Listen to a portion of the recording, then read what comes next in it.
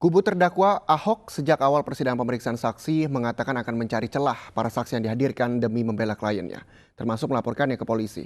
Tapi apakah cara itu dibenarkan menurut hukum?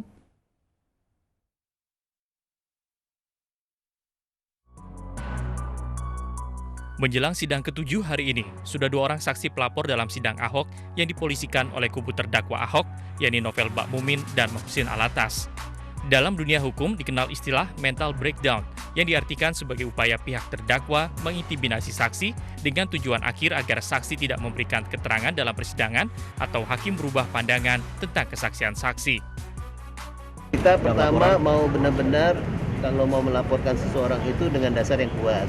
Kita lagi pelajari transkripnya, ya. Nah, dari transkrip si Novel maupun kemarin Habib Muhsin, kita langsung kita juga mengecek kepada provider. Karena dia bilang kan dia menerima telepon, SMS dari orang Kepulauan Seribu banyak, dia bilang begitu kan. Tapi udah saya hapus. Nah, untuk kita tanya apakah keterangan saudara di BAP ini tetap tidak berubah? Tidak, dia bilang begitu kan. Saudara udah baca benar BAP-nya? Sudah, dia bilang gitu.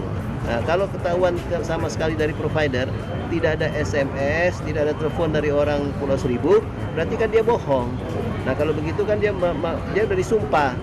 Nah, karena dia disumpah berarti dia saksi palsu dong, memberikan keterangan palsu. Nah, ini bisa diproses begitu. Berarti biar pengacara sendiri sudah mengadakan komunikasi dengan provider sendiri Pak untuk mendukung hal tersebut. Kita lagi dalam proses begitu.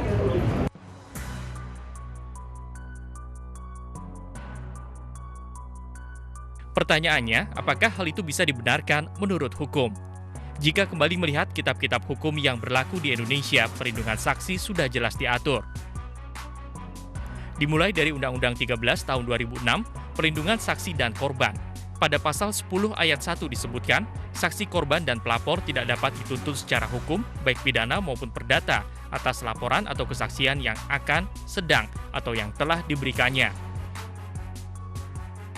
Hal itu diperkuat Surat Edaran MA nomor 4 tahun 2011, butir 2. Dalam upaya menumbuhkan partisipasi publik guna mengungkap tindak pidana, harus diciptakan iklim yang kondusif, antara lain dengan cara memberikan perlindungan hukum serta perlakuan khusus kepada setiap orang yang mengetahui, melaporkan, dan atau menemukan suatu hal yang dapat membantu aparat penegak hukum guna mengungkap dan menangani tindak pidana secara efektif. Butir 8, pedoman-pedoman yang harus ditaati dalam penanganan kasus yang melibatkan pelapor tindak pidana adalah A. Saksi pelapor merupakan pihak yang mengetahui dan melaporkan tindak pidana tertentu sebagaimana yang dimaksud dalam surat edaran MA ini dan bukan bagian dari pelaku kejahatan yang dilaporkannya. B. Apabila pelapor tindak pidana dilaporkan pula oleh terlapor, maka penanganan perkara atas laporan yang disampaikan oleh pelapor tindak pidana didahulukan dibanding laporan terlapor. Dalam Kitab Undang-Undang Hukum Acara Pidana, pasal 166 KUHAP disebutkan, pertanyaan yang bersifat menjerat tidak boleh diajukan kepada terdakwa maupun saksi.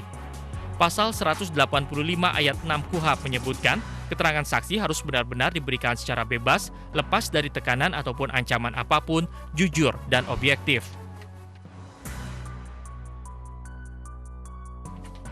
Sedangkan pasal 5 ayat 1 huruf C dan E Undang-Undang 13 tahun 2006 tentang perlindungan saksi jelas mengatakan seorang saksi dan korban berhak memberikan keterangan tanpa tekanan dan bebas dari pertanyaan yang menjerat.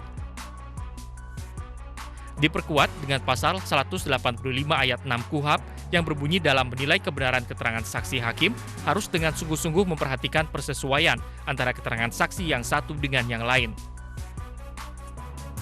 Pasal ini diartikan yang menilai dan memutuskan kebenaran keterangan saksi adalah hakim, bukan jaksa, apalagi penasehat hukum. Sebelum ada pernyataan hakim bahwa saksi memberikan keterangan palsu, saksi yang merasa dirugikan oleh serangan kuasa hukum terdakwa bisa melaporkannya atas tuduhan fitnah berdasarkan pasal 317 KUHP.